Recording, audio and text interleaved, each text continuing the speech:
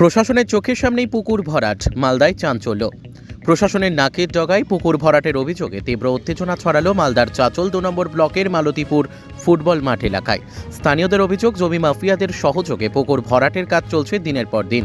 আশ্চর্যের বিষয়, ঘটনাস্থল থেকে মাত্র ৫০ মিটার দূরে রয়েছে ব্লক ভূমি সংস্কার দপ্তর। তবুও প্রশাসনের কোনো কার্যকর পদক্ষেপ চোখে পড়েনি। পুকুর ভরাটে পরিবেশ ও জল নিকাশি ব্যবস্থার ক্ষতির আশঙ্কা করছেন এলাকাবাসী। লিখিত অভিযোগ জমা পড়লেও প্রশাসনের নিষ্ক্রিয়তা ঘিরে প্রশ্ন উঠছে। বিষয়টি প্রকাশ্যে আসতেই তৃণমূল ও বিজেপির মধ্যে শুরু হয়েছে রাজনৈতিক তরজা। মালদার চাঁচল ২ ব্লকের মালতীপুরে ফুটবল ময়দানের পাশে প্রকাশ্য দিবালোকে জলাশয় ভরাটকে কেন্দ্র করে তীব্র চাঞ্চল্য ছড়িয়েছে।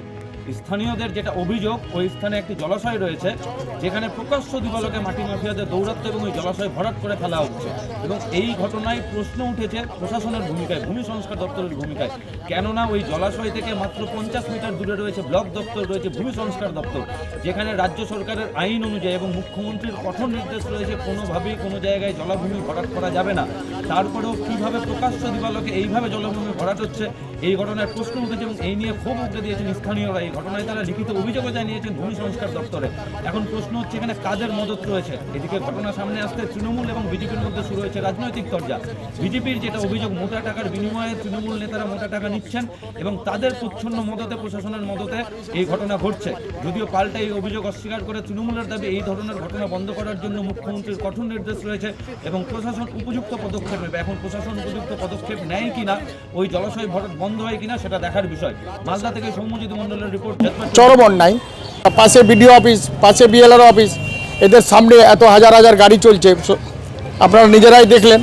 আমার আর কিছু বলার নেই। আমি পঞ্চায়েত সমিতির মেম্বার, রাস্তাটাও শেষ হয়ে গেল। কিভাবে চলছে, কে অর্ডার, কোন অর্ডারে চলছে আমি বলতে পারবো না। কি অভিযোগ পেলেন আপনি? আপনি কি দেখতে? আমাকে গ্রামের ছেলেপেলেরা এসেছিল আমার কাছে, আমাকে বললো যে এইভাবে গাড়ি চলছে। তো এর আগে গাড়ি আটকে দেওয়া হয়েছিল, মানে গত বছর চলছিল। গত বছরের বিএলআরও সাহেব কেস দেওয়া আছে ওই জায়গার উপরে, গাড়ি আর চলবে না আমি জানি। লটকন জারি হয়েছিল, তার বাড়িতে গিয়ে নোটিশ টাঙিয়ে দেওয়া হয়েছিল। আবার নতুন করে চালু হয়েছে। কীভাবে বিএলআরও পারমিশন দিল বা বিডিও পারমিশন দিচ্ছে? পাশেই তো আপনারা তো দেখতে পাচ্ছেন, এখান থেকে ৫০ মিটারও নাই বিডিও অফিস, পঞ্চায়েত ৫০ মিটারও নাই।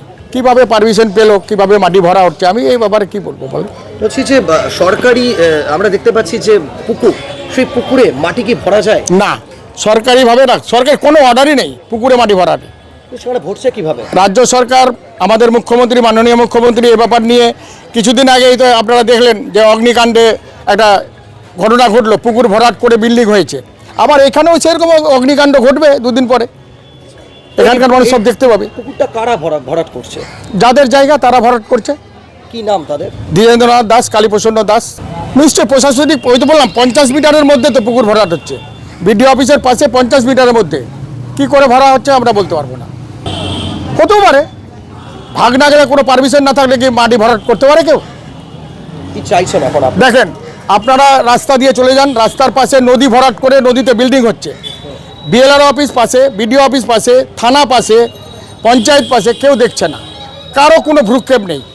কিভাবে হচ্ছে, কিভাবে এইভাবে জমি ভরাট হচ্ছে, নদী ভরাট হচ্ছে, পুকুর ভরাট হচ্ছে, এ পারমিশন কোথায় পেলো আমরা কি করে বলবো দাদা বলেন? কি নাম আপনার? আমার নাম আদিত্যনারায়ণ দাস, স্থানীয় বাসিন্দা। স্থানীয় বাসিন্দা। মালদা জেলা তৃণমূল কংগ্রেসের সভাপতি, তিনি আবার মালতীপুর বিধানসভার বিধায়কও বটে, আব্দুল রহিম বক্সি। উনার গড়ে মালতীপুর ফুটবল গ্রাউন্ডের পাশে একটি পুকুর ভরাট করছে জমি মাফিয়া। সরাসরিভাবে প্রশাসন, তৃণমূল কংগ্রেস এবং বিধায়কের মদত ছাড়া এত বড় বেআইনি কাজ, জলা জমি ভরাটের কাজ করা সম্ভব নয়। বুকে যে কোনো ধরনের জলাভূমি ভরাট থেকে শুরু করে এই ধরনের অ্যান্টি সোশ্যাল অ্যাক্টিভিটিসের বিরুদ্ধে বাংলার মুখ্যমন্ত্রী টপমোস্ট অফিসারদেরকে অর্ডার দিয়ে রেখেছেন। এই ধরনের কোনো রকম অ্যাক্টিভিটিস আমাদের দল তৃণমূল কংগ্রেস পছন্দ করে না। আমাদের সরকার এই ধরনের যে কোনো অ্যাক্টিভিটিসের এগেনস্টে according to law penal action নেওয়ার জন্য টপ মোস্ট অফিসার যারা আছে তারা অ্যাকশান নিচ্ছে। এবার বিজেপি কি বলছে দ্যাট ডাজেন্ট ম্যাটার, কারণ দেখুন বিজেপির কাজ হচ্ছে শুধুমাত্র অভিযোগ করা, এদের কোনো কাজ নেই। কোথায় শুধুমাত্র অভিযোগ করার জন্য যে পার্টিটার নাম চেঞ্জ করে দিয়ে অভিযোগ পার্টি রাখুক, এটাই মনে হয় ভালো হবে। এতে কি হবে? যে কেউ জড়িত হোক, কোনো অ্যান্টি সোশ্যালের কোনো রং হয় না। এই ধরনের অ্যাক্টিভিটিসে যে বা যারা জড়িত আছে সেটা যদি প্রমাণিত হয়, তিনি যেখানকারই মানুষ হন না কেন, যে প্ল্যাটফর্মেই থাকুক না কেন, কঠোর থেকে কঠোরতম সাজা তারা প্রাপ্ত হবে। আর যা ব্যাপার আছে আমাদের আমরা যেটা জানি আর কি, সরকারিভাবে ভরাট জায়গাকে গর্ত করতে পারবে না, আর গর্ত জায়গাকে ভরাট করতে পারবে না। তার জন্য বিএলআরও অফিস আছে, বিডিও সাহেব আছেন, ওনাদের যদি মদত না থাকে তাহলে করতে পারবে না আইন অনুযায়ী। প্রকাশ্যে পুকুর মাটি দিয়ে ভরাট হচ্ছে, এটা অন্যায়। BLRO দপ্তরে ঢিলছোড়া দূরত্বে। এটা অন্যায়। বিএলআরও সাহেব হয়তো নিশ্চয়ই জানেন, কিন্তু মাথা লাগাচ্ছেন না।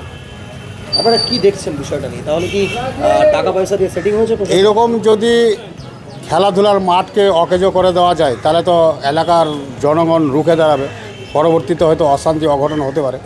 আপনারা ছোট থেকে পুকুরটিকে দেখেছেন? ছোট থেকে বলতে কি, এটা হয়তো 70 বছর 80 বছর আগের থেকে এই পুকুরগুলো আছে।